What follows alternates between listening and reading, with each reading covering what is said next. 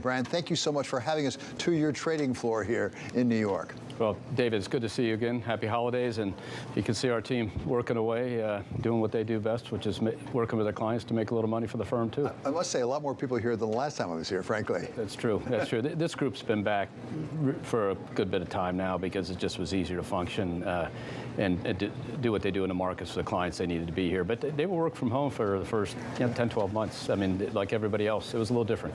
So, Brian, top Bank of America, you have almost a unique vantage point on the economy world. Let's talk about the economy. One of the big points of discussion in recent months has been inflation, where we are in inflation. We're going to get some numbers out tomorrow morning, actually, on CPI. Where do you think we are right now in inflation in the United States? We have inflation. That's actually not the debate. The average inflation, for the last several quarters has been higher than target. The question is, where do people think it's going to go next? And I think that's what's kind of on people's minds. So if you look at it, what you're seeing is the wage growth and the expectation of wage growth and these talented people and what they're going to earn and what they didn't expect to earn next year. That's where the inflation is really there. And it's known that we have it. Now the question is, how do you bring it back in? And so if you think about the economy growing at 5.5% to 6% this year, 4% next year, low 4s next year, and 2% in 23. The goal is to glide into that trend growth rate without causing a recession, and that's the hard work of the transition. Monetary policy has to go on now. So as I say, you have a particular viewpoint into the economy, particularly because you have a lot of small and medium-sized businesses, the middle market you deal with across the country. Tell us about the effect of the supply chain on those companies and therefore perhaps on inflation. Well, as a bank, one of the effects that we didn't like is they aren't using our lines as much because they aren't putting up as much inventory and hiring as many people just because of shortages. And people can't forget there's shortages in labor now, too. So it's not only goods to manufacture, it's also the people to make them. And so when you talk to our clients, they all give you, it's messed up. It's getting a little bit better. It's easing forward. It's been a problem for many months now. And it's the belief that it is totally related to the virus is true, but there's also a tremendous amount of final demand in our economy right now. Consumers are spending a lot, buying a lot of things, and we can talk about that separately. So businesses are able to increase prices because there's only so much goods to sold, and that leads to inflation. But more importantly, they are starting to see a little bit of help, and they're starting to use their lines, but the reality is it's a real concern. One of the risks is that we need people and goods to manufacture for 2022, and those things got to straighten out relatively soon, and that's why you're seeing the administration bring other people in to help and getting the people together and figuring it out. But it's been going on for 10 months now. So I want to come back to the consumer question you suggest. But before that, you say there's a little bit of improvement. As you talk to your customers, how fast is the supply chain problem improving? And do you have any sense of when we may be getting back to something approaching normal? I think it's a slower fix, but each day it's better. If you're at 10 and you went down to 2, when you go to 3, you have a 50% increase, right? So the question is, people forget, people don't care what happened 2 years ago. It's, do I have the stuff today, and can I get it tomorrow? So that's what's starting to get better. And the bigger companies have learned to work around it. You've read the articles or seen the data about that. I'm sure some people have been on the show here talking about. They've learned to get some control of their import stream, for lack of a better term. But it's something that's got to be reckoned with and done, and yet you're seeing it get slightly better, and the projection is slightly better. So you're seeing car dealers starting to get some more cars on a lot. You're seeing, none of it's cured, but you're seeing it get slightly better. So put two things together, if they fit, which is the Federal Reserve on the one hand and supply chain on the other, because we have inflation, as you say. There's no question we have inflation. The question is how bad, how long does it last? The Fed, it's thought, could do something about it by raising rates. We're about to have a meeting of the Federal Reserve. What should the Federal Reserve do, given the reasons for inflation? Well, we don't have to guess, because Chair Powell kind of told Congress last week, and it was pretty clear about it. The first job is to bring the balance sheet down and take the accommodation out on the purchase side. They started. My guess is they'll speed that up. The market expects us to speed it up. It won't hurt the market if they speed it up. Got to be a little careful with some of the things around year-end to make sure it doesn't impact it.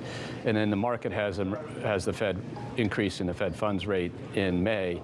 That could speed up if the belief that inflation is actually stronger. And the inflation that's sticky is the wage inflation, because it's hard to get back out. Gas prices will go up until supply comes down and come down. You see them mitigate a little bit now, but and some of the other parts and stuff. But the real one's wages, because you're at full employment now in the United States at 4.2%. Wage growth is strong. That's going to be that's harder to get out of the system, or hard to mitigate. The key thing, and we talked about this, I think, somewhere earlier on, is that an economist looks at inflation different than you and I might. If you were paying $100 for something last year, now you're paying $115. They're looking at what's going to happen next. You and I are saying, I'm paying $115. I got this for $100 6 months ago. That difference is the expectations, and that's what you're seeing solidify into an expectation of inflation above the target rate. That's what causes them to move as much as the past average. At the same time, the Federal Reserve has two mandates. It's both price stability as well as full employment. You say we're sort of at full employment. Certainly unemployment numbers would suggest that. But we know there are a lot of people on the sidelines that weren't on the sidelines when this pandemic started. Can the Fed help that situation by keeping the rates lower? Does it make any difference?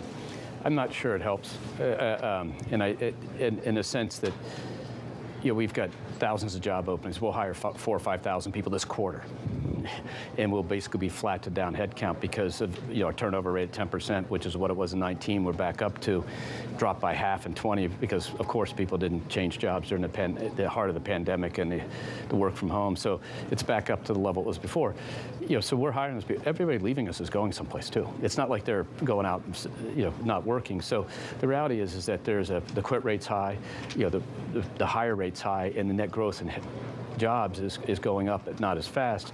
That should drag people off. Rates won't have a lot to do with that. What's going to have to do is companies getting the materials, needing the people to do the work and know they can sell it and pushing it.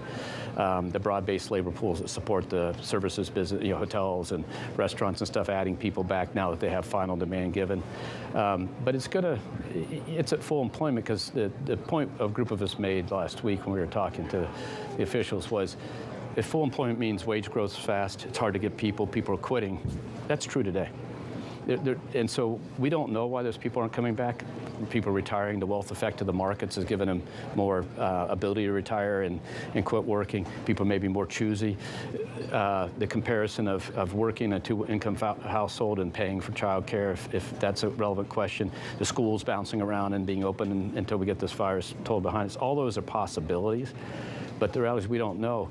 But the reality is, when you're hiring people, you're having to pay more, which is good for the colleagues and teammates here. But the reality is, that's what full inflation means: is labor can quit, get paid more, and stuff. That's what you're trying to achieve, and I think they're there.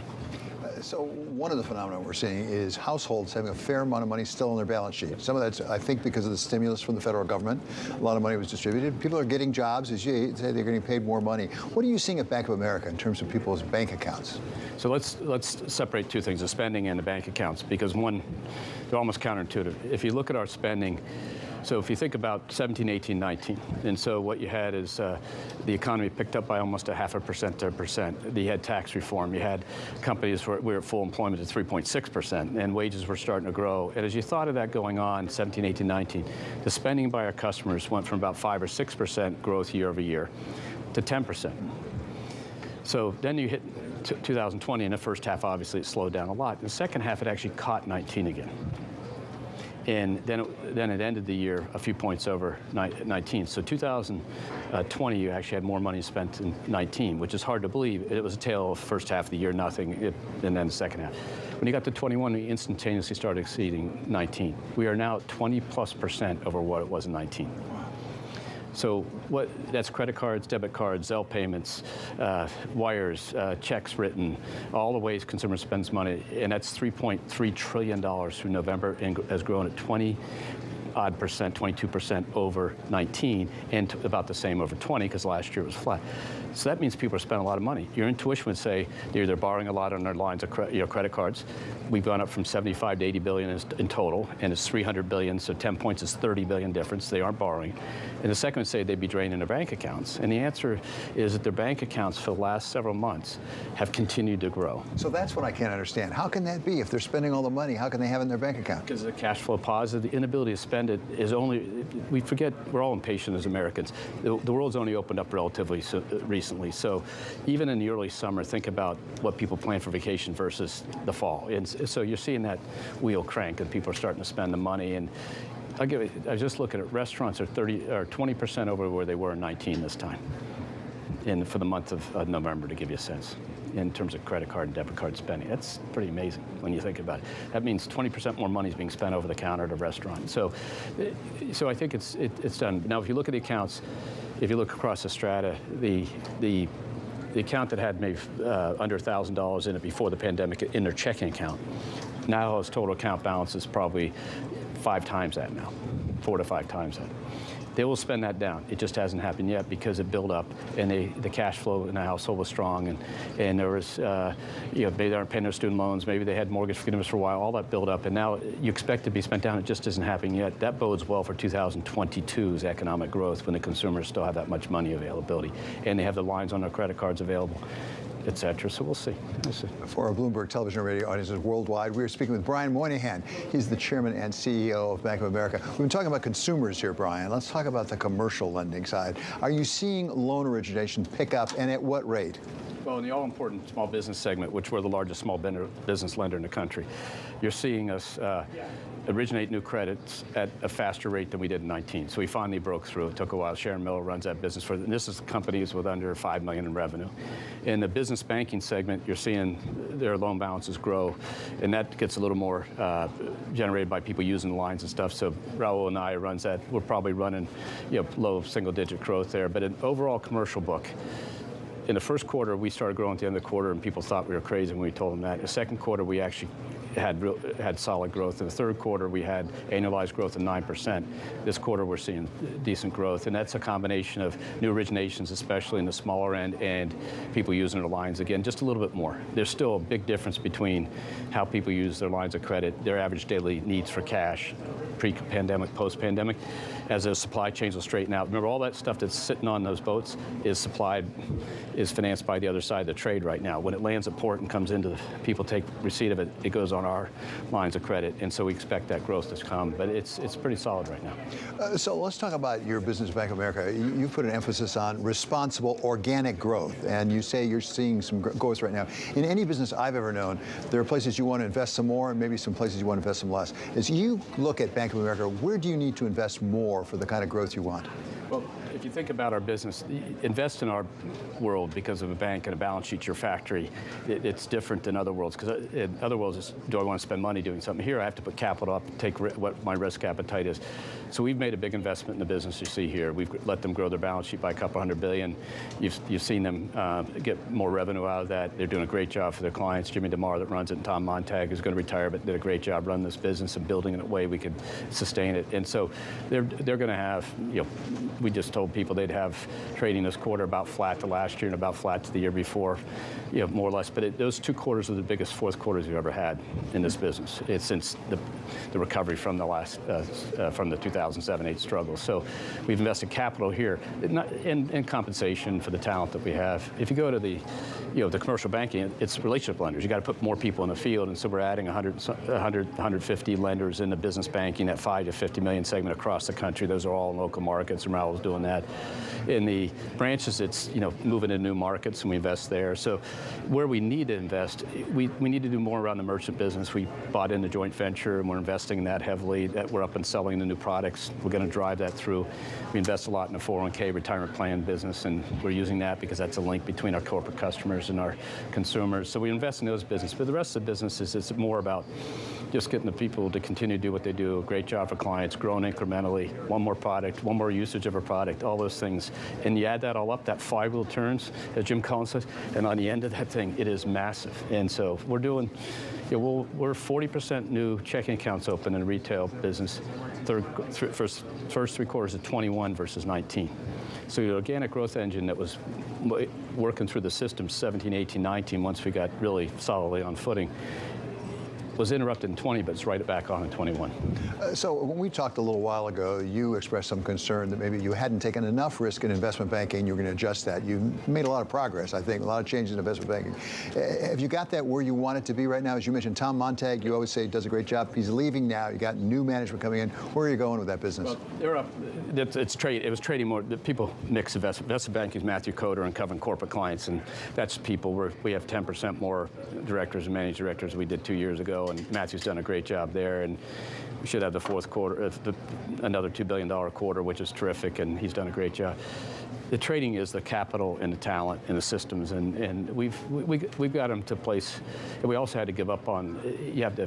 There's a technical calculation in our business called a GSIB buffer that nobody outside our business should really care about, but it does impact your capital. So you not only put more capital in, you also have a calculation around it. And so we've made those investments and are taking advantage of them now. And it'll materialize. The value materializes instantaneously in some areas, but takes a while in other areas. For our Bloomberg television, radio, and YouTube audiences, we are talking with the chairman and CEO of Bank of America. He is Brian Moynihan. Brian, let's talk about return to office. As I say, we see a fair number of people are on the trading floor here in New York. Where is Bank of America right now in getting people back into the office? Basically, so in the branches, we were in the office, and those teams did a fantastic job. We serviced, America from day one all the way through today. It's a little easier today than it was day one because of not knowing what was going on. So 30,000 teammates in the branches, they've been in the office every day. And then when you go to the administrative side or the relationship management side, the fastest people back were the wealth management advisors or Merrill and the private banks. They want to back to go see clients, and the investment bankers, the commercial bankers, so they're all back. And then the trading because of just the nature of it. And so we've got more than 50, 60% of the people in the office around the world and calling them back. Now, we're only bringing vaccinated people back in these offices because, as you can see, it's just easier to operate than it would be to have mixed people. And so that's the policy. So as we get more and more people vaccinated, we call them back to work every week or two, and they come back. There's a big issue, a big discussion that we're having in the company as to how work is in the future, and we have some teams studying that, and we'll think about that, the flexibility commute length, the flexibility hour start, the flexibility of working from home for other reasons. We're a work from office company, but we understand the dynamics of that, and we've got to make it all work. Now, we've been doing it for years and had people working from home and flexible hours and stuff, but what we're saying is let's get back to work. Take the risk out of the system from working remotely. Take the risk out of the system. Get people back. 5,000, 4,000 kids are working in this building today that came out of college in 1920 and 21. And imagine the first 3 years in your career if you never met your boss face to face until this fall. First class had like 6 months before we sent them home. Some kids never moved to New York, and so we called them back, and they're here. And that power, that mentorship and stuff. So one of the questions you have is fairness, and also how you want the culture. So that all those issues will swim together.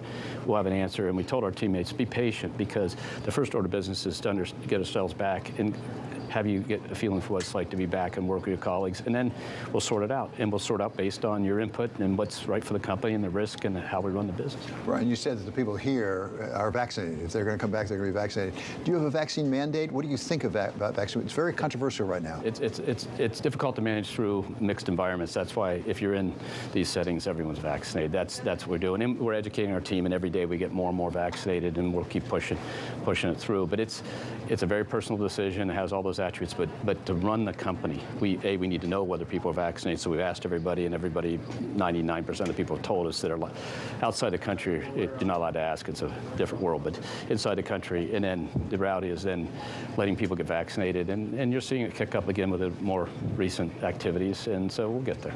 So I wonder about outside the country. It's a really interesting point, because different countries are taking very different approaches right now. They're in different situations, but they're also taking different approaches. You see right now in the UK right now, basically they're going back to work from home. The United States seems to emphasize more getting vaccinated rather than staying home. As you manage a multinational business, how do you manage that issue? What divergence do you see? Where does it give you some problems? Well, number one, you have to follow the rules and regulations of where you are. So you can't decide we're going to do this because we're Bank of America.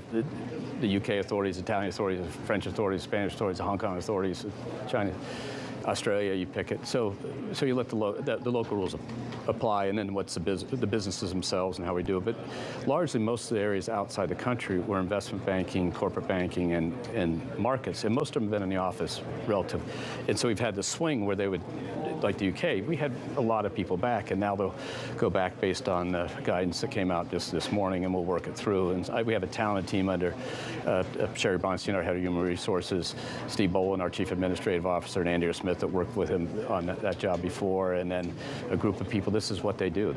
They're tracking all this all over the world and figuring it out. And then we have our own medical advisors that give us advice about what the best thing is, because at the end of the day, we want to do what's right to protect our team, but we also have to remember we got a company, we have to protect the company and each other from it. So we work it, but it's tricky to manage through, and it's all, the answer is, they're all different. Italy is 100% mandate, they're all in the off. It just really depends on where you are.